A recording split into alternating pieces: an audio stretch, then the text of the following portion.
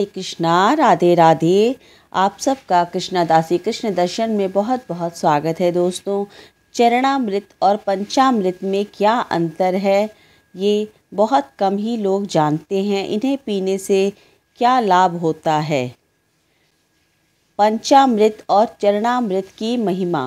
मंदिर में या फिर घर पर जब भी कोई पूजन होता है तो चरणामृत या पंचामृत दिया जाता है, मगर हम में से ऐसे कई लोग होंगे जो इसकी महिमा और इसके बनने की प्रक्रिया को नहीं जानते होंगे। चरणामृत का अर्थ होता है भगवान के चरणों का अमृत और पंचामृत का अर्थ होता है 5 अमृत, यानी 5 पवित्र वस्तुओं से बना अमृत के समान पदार्थ।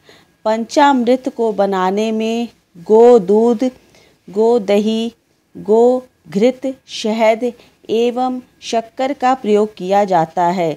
दोनों को ही पीने से व्यक्ति के भीतर जहाँ सकारात्मक भावों की उत्पत्ति होती है, वहीं यह सेहत से जुड़ा मामला भी आता है। विष्णु पुराण में चरणामृत को श्री हरि के चरणों का फल माना गया है, तो अमृत के समान गुणों वाला है। इस संबंध में एक श्लोक भी उल्लेख है। अकाल मृत्यु हरणम सर्व व्याधि विनाशनम विष्णु पादोदकम पीत्वा पुनर्जन्म न विद्यते। अर्थात भगवान विष्णु के चरणों का अमृत रूपी जल सभी तरह के पापों का नाश करने वाला है। यह औषधि के समान है। जो चरणामृत का सेवन करता है उसका पुनर्जन्म नहीं होता है, यानी श्री हरि के चरणामृत पीने वाले व्यक्ति को जन्म मरण के चक्र से मुक्ति मिल जाती है। कैसे बनता है चरणामृत? तांबे के बर्तन में चरणामृत रूपी जल रखने से उसमें तांबे के औषधीय गुण आ जाते हैं। चरणामृत में तुलसी पत्र, तिल और दूसरे औषधीय तत्व मिल जाते हैं। मंदिर या घर में हमेशा तांबे के लोटे में तुलसी मिलाकर ही जल रखा जाता है। चरणामृत पीने के नियम। चरणामृत ग्रहण करने के बाद बहुत से लोग सिर पर हाथ फेरते हैं, लेकिन शास्त्रों में इसे नियमों के विरुद्ध माना गया है। इससे नकारात्मक प्रभाव बढ़ता है। चरणामृत हमेशा दाएं हाथ से लेना चाहिए और श्रद्धा भक्ति पूर्वक मन को शांत रखकर ग्रहण करना चाहिए। इससे चरणामृत अधिक लाभप्रद होता है। आयुर्वेद की दृष्टि से चरणामृत स्वास्थ्य के लिए बहुत ही अच्छा माना गया है। आयुर्वेद में बताया गया है कि तांबे में अनेक रोगों को नष्ट करने की क्षमता होती है। यह पौरुष शक्ति को बढ़ाने में भी गुणकारी माना जाता है। तुलसी के रस से कई रोग दूर हो जाते हैं। इसका जल मस्तिष्क को शांति और निश्चिंतता प्रदान करता है।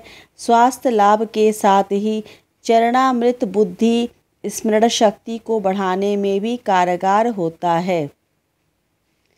पंचामृत। पंचामृत का अर्थ है 5 अमृत। गाय का दूध, दही, घी और शहद शक्कर को मिलाकर पंचामृत बनाया जाता है। इसी से भगवान का अभिषेक भी किया जाता है और भगवान को भोग भी लगाया जाता है। भगवान विष्णु का बहुत ही प्रिय भोग होता है पंचामृत। 5 प्रकार के मिश्रण से बनने वाला पंचामृत कई रोगों में लाभदायक और मन को शांति प्रदान करने वाला होता है। इसका एक आध्यात्मिक पहलू भी है कि पंचामृत आत्मोन्नति के 5 प्रतीक हैं।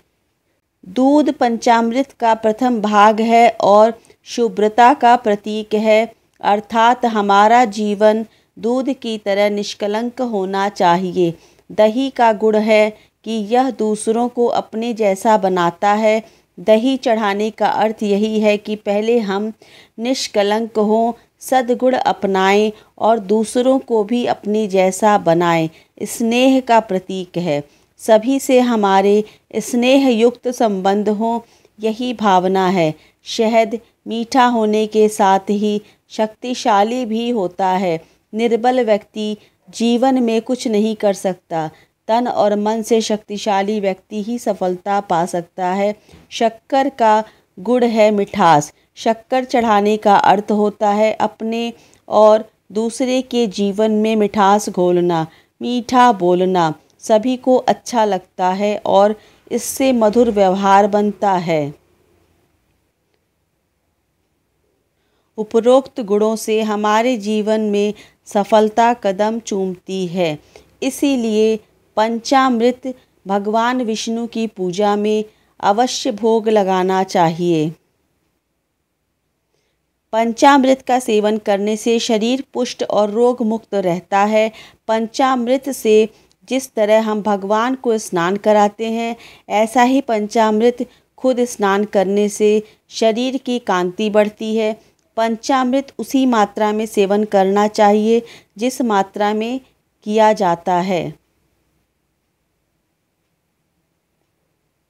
तो ये थी छोटी सी जानकारी कि चरणामृत और पंचामृत में क्या अंतर है और पंचामृत क्यों भगवान विष्णु को अत्यधिक प्रिय है और पंचामृत चढ़ाने से क्या लाभ होता है। तो मैं उम्मीद करती हूँ कि आपको यह छोटी सी जानकारी ज़रूर पसंद आएगी। तब तक के लिए हरे कृष्णा, राधे राधे।